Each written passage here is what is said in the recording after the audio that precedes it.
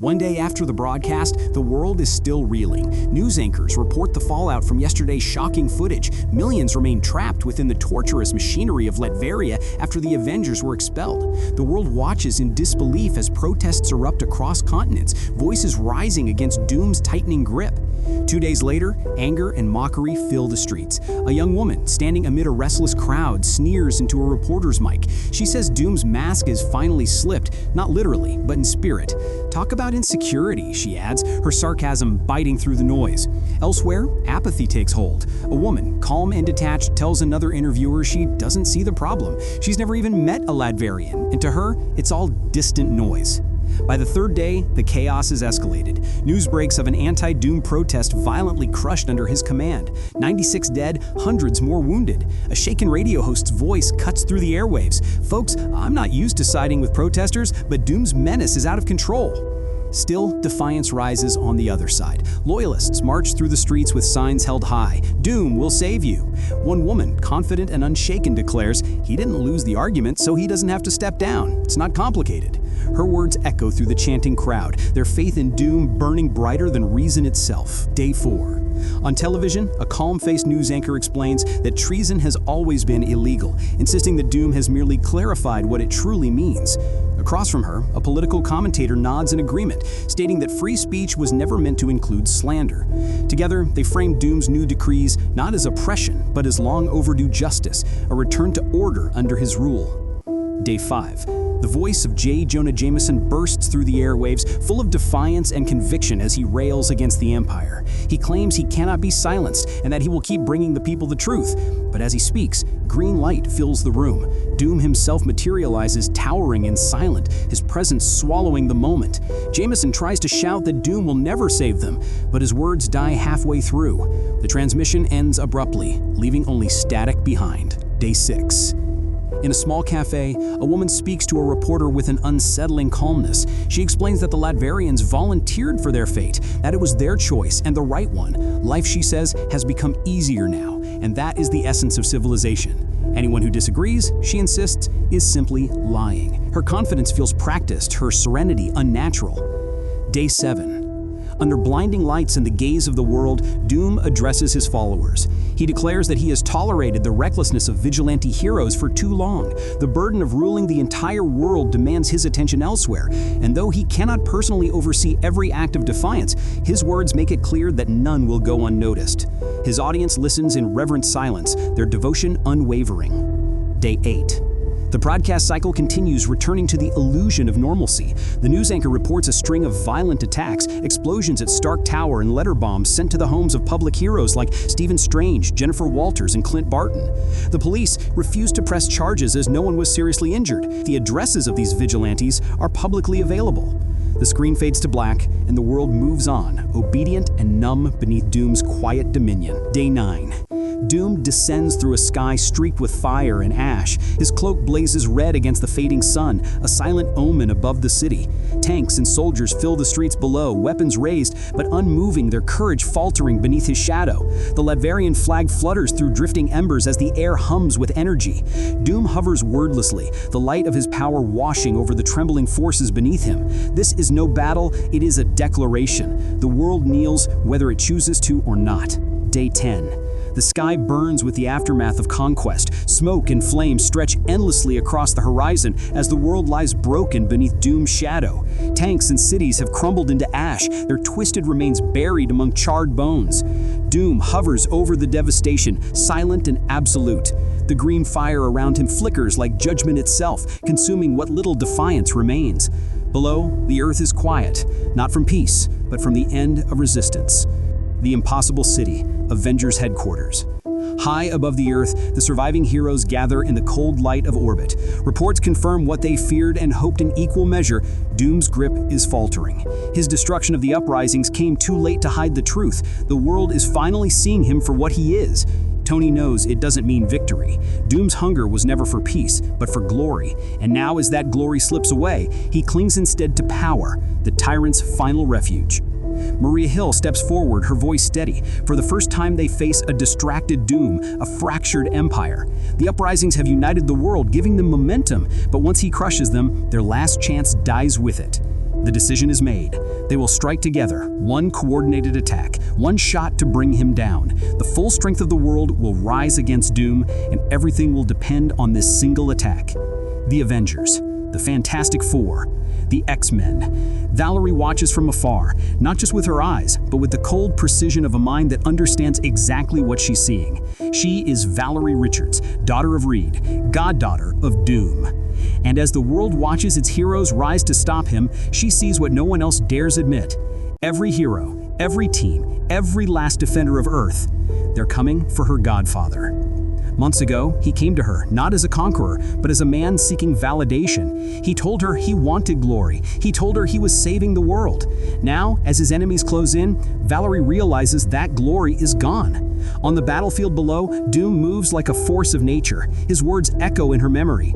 Promises of order, of vision, of destiny. But that vision has twisted into something else. Glory has died. All that remains is power and control.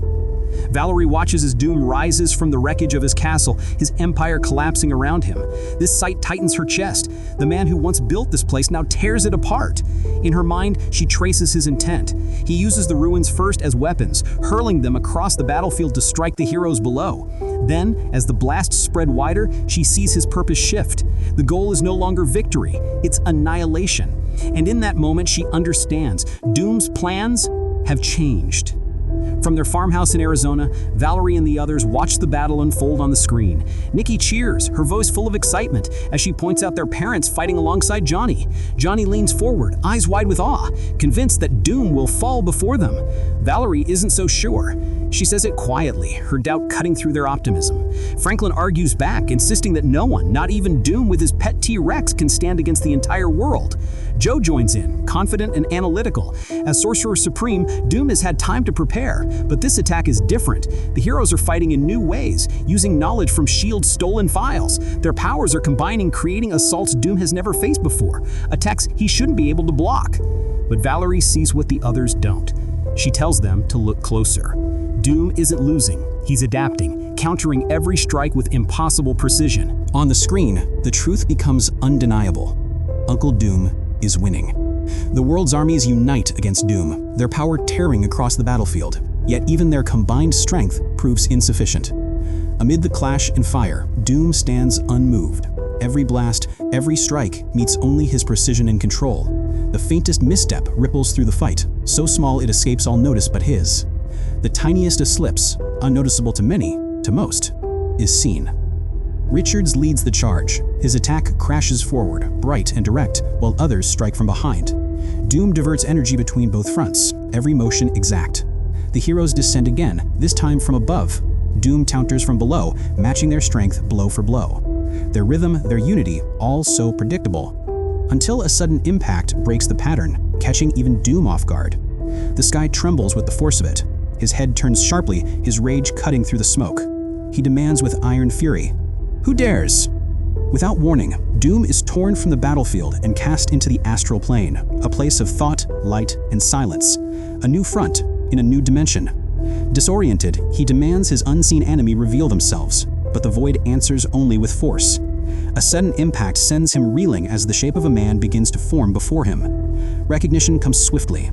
The figure is Reed Richards, the last man Doom expected to meet here. For a fleeting moment, Doom's mind rejects the possibility. Richards could never expand his thinking enough to reach this plane. Yet impossibly, he has. The realization burns through him. The world's oldest and most foolish rival has finally evolved, mastering a domain once thought beyond his grasp. And as the two stand across from one another in this realm of mind and will, Doom understands. This confrontation will not be of fists or fire, but of intellect and control. Reed had once believed that exposing Doom's true face to the world would humble him, that truth alone might force the tyrant to step down. But that hope had failed. Now he moved to his contingency, Plan B. From the beginning, Doom's victories had come through power Reed could not quantify. Every triumph had been carved through sorcery, time magic, dark magic, the power of the Sorcerer Supreme itself. Yet while Doom wielded it, Reed studied it. He approached the arcane as a scientist would, cataloging, measuring, reducing impossibility into formula. He had come to understand that magic, for all its mystery, was built on repeatable principles, rules that could be learned, tested, and rewritten. To Reed, that made it no different from science, and in that truth, he found his advantage. Science, unlike sorcery, belonged to everyone. It did not demand divinity or destiny, only discipline. Doom believed himself chosen. Reed knew better. Power came not from birthright, but from work. Now standing in the astral plane, he drew on everything he had learned, every lesson, every failure, every calculation made since the war began. He had studied Doom's battle with Dormammu, traced the patterns of victory, and rewritten them for himself. For the first time, Reed felt certain he could still stop this. He could still fix it. And so the confrontation began. Sorcerer Supreme versus Scientist Supreme. Reed's determination hardens into action. Drawing on the energy he has mastered, he ignites his hands with golden flame, the fusion of science and magic brought to life. He calls for the final confrontation, declaring that the fate of their world will be decided between them alone. His body surges with power, the fire burning brighter as he channels it into a single explosive strike. Doom stands ready, unflinching beneath the storm of light and heat. As Reed launches forward, the flames erupt, the challenge made clear, the battle absolute. Doom studies his opponent through the chaos of fire and force. To him, Richard's efforts border on comedy. A mortal pretending at godhood, fumbling with power far beyond his reach. Even as the scientist attacks, he tries to reason, to argue, to pull Doom into conversation. Doom pays it no mind. Words are weapons for lesser men. He focuses only on the precision of the fight. Still, he concedes one truth. For someone so limited, Richard's very presence in the astral plane is an accomplishment. It is a feat worthy of brief recognition, though only in the way a beast behind the wheel might briefly impress through sheer absurdity. Yet, despite the effort, the intellect, the impossible progress, it remains meaningless before Doom, because against him, even brilliance is not enough. The battle turns brutal, energy tearing across the astral plane as Doom counters every strike. In the chaos, he already knows the key to Richard's downfall, a flaw revealed without a word. Dormammu. The name alone betrays the source of his imitation. Richards hurls spell after spell, each one drawn from power Doom himself created. They lash through the void, wild and forceful, but hollow in their execution. Doom endures them all, unmoved by the stolen craft hurled in his direction. To him, Richards is nothing more than a child pretending to rule, a mimic wrapped in another man's glory, a thief who mistakes repetition for mastery. In Doom's mind, he becomes a caricature, Uriah Heep, crawling from the pages of fiction, feigning greatness he will never attain. And as they clash, the illusion shatters further. Doom sees the corruption in his rival's gaze, eyes that flicker through every hue of envy and desperation, every color that ugliness can wear. And still, Doom presses forward. Doom delivers judgment without hesitation, correcting what he deems Richard's final act of arrogance against his superior. With a gesture, he pulls his rival into an endlessly layered fractal dimension, a realm where reality itself stretches beyond comprehension. There, every fragment of Richard's being is drawn farther and farther apart, expanding until the limits of measurement cease to exist. Doom watches as the distortion takes hold, then closes his hand, collapsing the dimension and sealing it forever beyond his enemy's reach. The astral plane fades away, and the two return to the battlefield in Latveria. Reed crashes against the earth, his form broken and drained, the fire of defiance extinguished. He calls out weakly, his voice nothing more than breath. Doom hears it, a plea for mercy. And in that moment, the mighty Richards kneels before the Emperor of the world. The storm of energy fades, leaving the battlefield scorched and silent. Doom stands alone amid the ruin, his armor glowing faintly with the remnants of power. For a moment, he looks upon his fallen rival, the man who defied gods, who reached beyond his grasp and was found wanting. Victory, he decides, belongs only to those strong enough to seize it, and so he grants Richards the smallest mercy: life. But mercy, like all things from Doom, comes with limits. The Emperor turns away, his voice a decree carried by the burning air. To the victor belong the spoils. And for Reed Richards, survival is punishment enough.